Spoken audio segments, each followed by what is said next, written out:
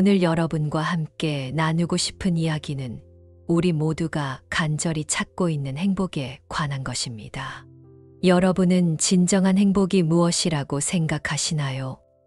물질적 풍요로움일까요? 아니면 사랑하는 사람들과의 관계일까요? 혹시 자신의 꿈을 이루는 것에서 행복을 찾고 계신가요? 부처님께서는 약 2500년 전 인간의 행복과 불행에 대해 깊이 통찰하셨습니다. 그 가르침은 시대와 문화를 초월해 오늘날 우리의 삶에도 큰 지혜를 전해줍니다. 행복은 외부 조건이 아닌 우리 마음의 상태에서 비롯된다는 부처님의 가르침을 바탕으로 오늘은 일상에서 실천할 수 있는 7가지 행복의 길을 함께 걸어보려 합니다. 첫 번째 길은 알아차림의 실천입니다.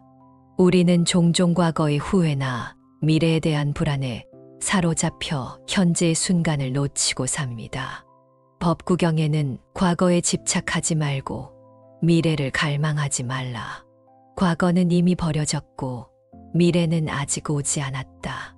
현재의 순간에 일어나는 것을 통찰하는 사람은 흔들리지 않고 동요하지 않는다라는 가르침이 있습니다.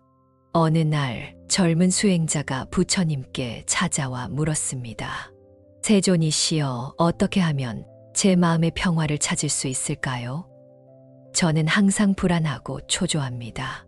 부처님은 잠시 미소를 지으시며 물 한 그릇을 가져오게 하셨습니다. 그리고 말씀하셨습니다. 이 물을 흘리지 않고 사원을 한 바퀴 돌아오너라. 수행자는 조심스럽게 물그릇을 들고 걸었습니다. 물에만 집중하느라 다른 생각은 할 수 없었죠. 돌아온 후 부처님께서 물으셨습니다. 걷는 동안 무슨 생각을 했느냐? 수행자는 물을 흘리지 않는 것 외에는 아무 생각도 할 수 없었습니다. 라고 대답했습니다. 부처님은 미소 지으며 말씀하셨습니다. 그것이 바로 알아차림이다.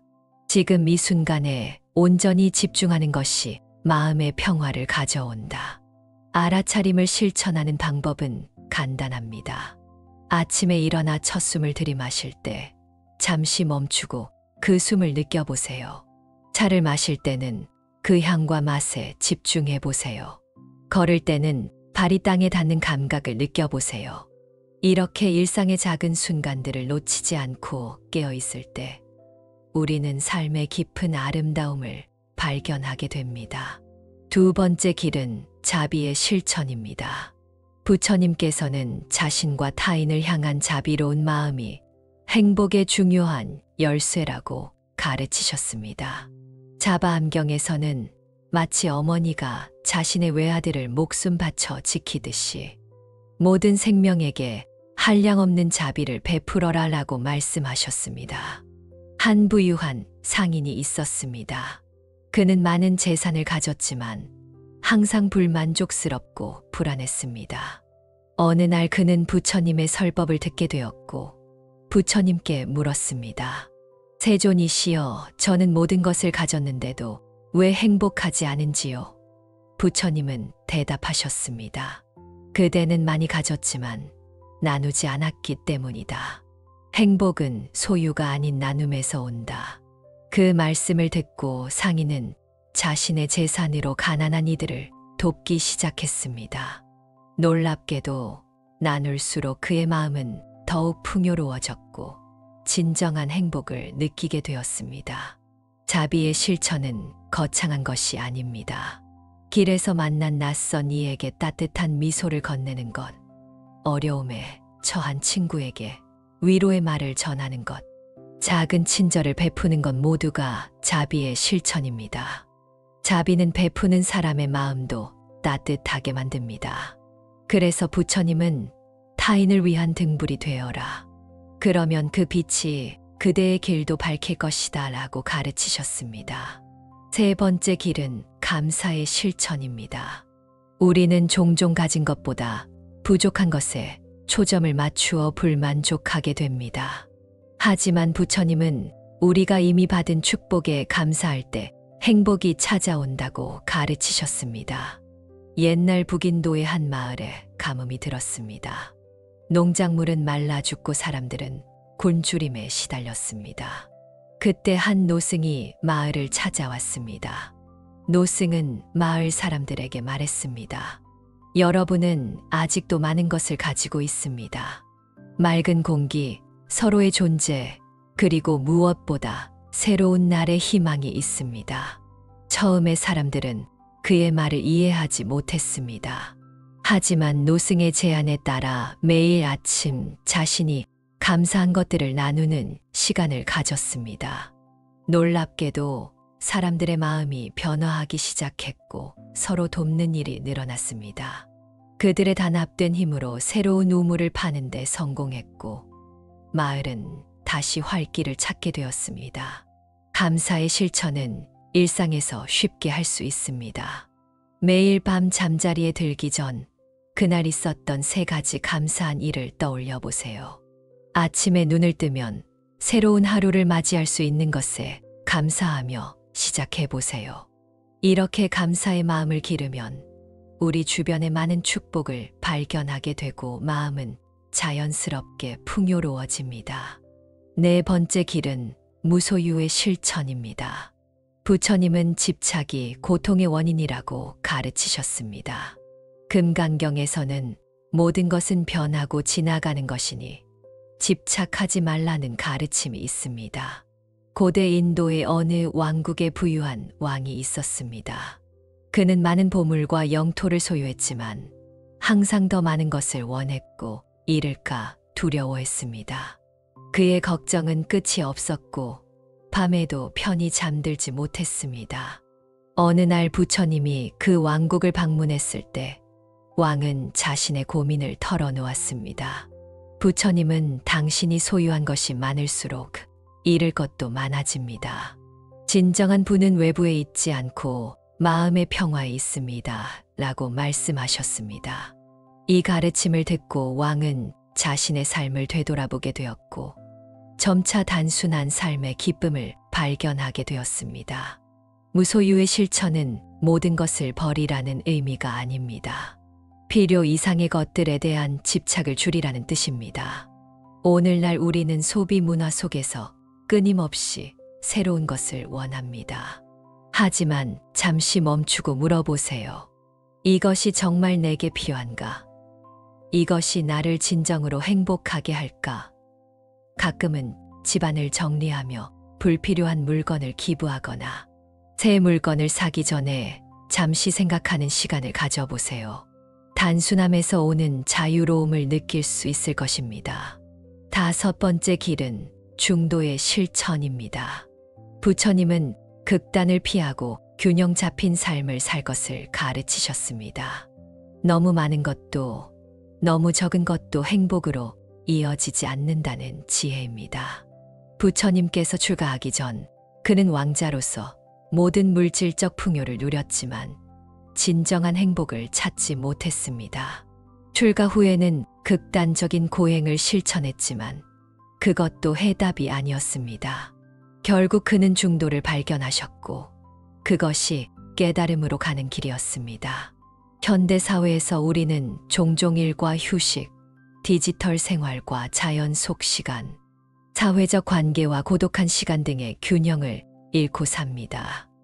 중도의 실천은 이러한 균형을 되찾는 것입니다.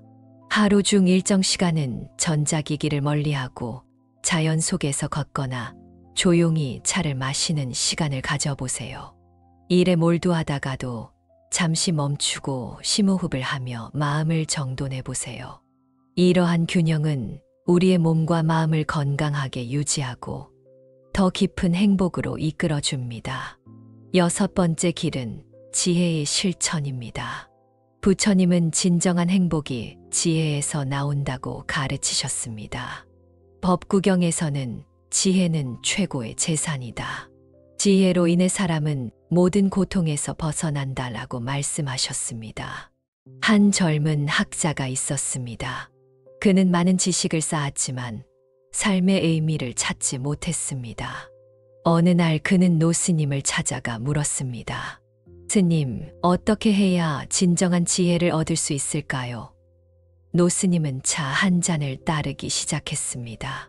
그런데 차가 가득 차도 계속해서 따르자 차가 넘쳐 흘렀습니다. 학자가 놀라 소리쳤습니다. 그만요. 이미 가득 찼습니다. 노스님은 미소 지으며 말했습니다. 그대의 마음도 이 찻잔과 같다. 이미 자신의 생각과 관념으로 가득 차 있으니 어찌 새로운 지혜를 담을 수 있겠는가? 먼저 그릇을 비워야 한다. 지혜의 실천은 열린 마음으로 세상을 바라보는 것에서 시작합니다. 자신의 생각과 믿음에 집착하지 않고 항상 배우려는 자세를 유지하세요. 매일 좋은 책을 읽거나 다양한 사람들의 이야기를 경청하거나 자연의 변화를 관찰하며 깊은 통찰을 얻을 수 있습니다. 부처님께서는 스스로 등불이 되어라 라고 말씀하셨습니다. 이는 다른 이의 말을 맹목적으로 따르지 말고 스스로 진리를 탐구하라는 가르침입니다. 7번째이자 마지막 길은 공동체의 실천입니다. 부처님은 좋은 친구와 공동체의 중요성을 강조하셨습니다. 자신을 성장시키고 깨달음으로 이끄는 좋은 인연, 즉 선지식의 중요성에 대해 말씀하셨죠. 초기 불교 공동체인 승가는 서로 돕고 함께 수행하는 공간이었습니다. 부처님께서는 전체의 승가 생활은 좋은 벗, 좋은 동료, 좋은 친구에 의존한다고 말씀하셨습니다. 이는 우리가 혼자가 아닌 함께할 때 더 큰 행복을 찾을 수 있음을 보여줍니다. 현대 사회에서 우리는 종종 개인주의에 빠져 고립감을 느낍니다. 하지만 인간은 본질적으로 관계 속에서 성장하고 행복을 느끼는 존재입니다. 가족, 친구, 이웃과의 진정한 관계를 쌓아보세요. 비슷한 가치관을 가진 사람들과 모임을 만들거나 지역사회를 위한 봉사활동에 참여해보세요. 함께 나누는 기쁨과 아픔은 우리의 삶을 더욱 풍요롭게 만듭니다. 이처럼 부처님의 가르침에서 배우는 7가지 행복의 길은 알아차림, 자비, 감사, 무소유, 중도, 지혜, 그리고 공동체의 실천입니다. 이 길들은 서로 연결되어 있으며 하나의 실천이 다른 실천을 강화합니다. 알아차림은 자비와 감사의 마음을 깨우고 무소유와 중도는 지혜를 기르며 이 모든 것이 함께 공동체 속에서 꽃핍니다. 우리가 살아가는 현대 사회는 빠른 변화와 끊임없는 경쟁으로 인해 많은 스트레스와 불안을 안겨줍니다. 물질적 성공을 향한 끝없는 추구는 종종 우리를 행복에서 멀어지게 합니다. 하지만 부처님의 가르침은 시대를 초월한 지혜로 오늘날에도 여전히 우리에게 큰 위로와 지침이 됩니다. 영국의 한 연구 결과에 따르면 물질적 풍요로움이 일정 수준을 넘어서면 더 이상 행복도가 증가하지 않는다고 합니다.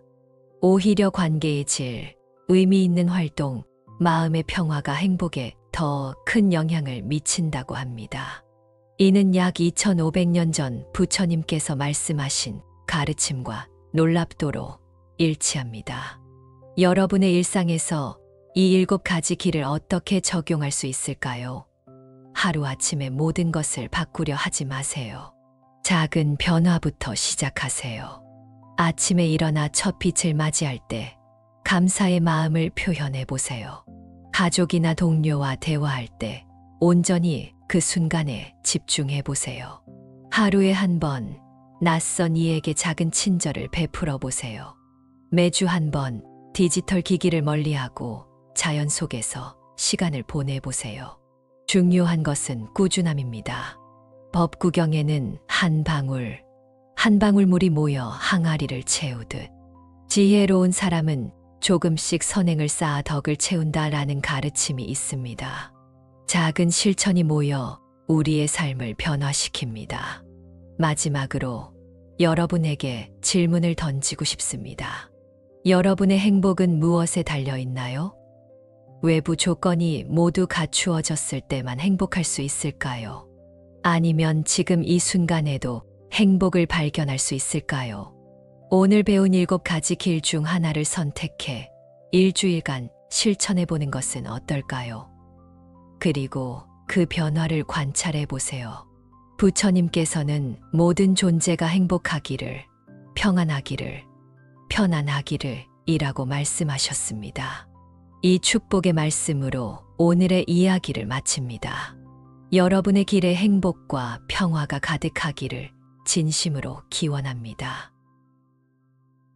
이 영상이 도움이 된다면 구독과 좋아요 눌러주시면 감사하겠습니다.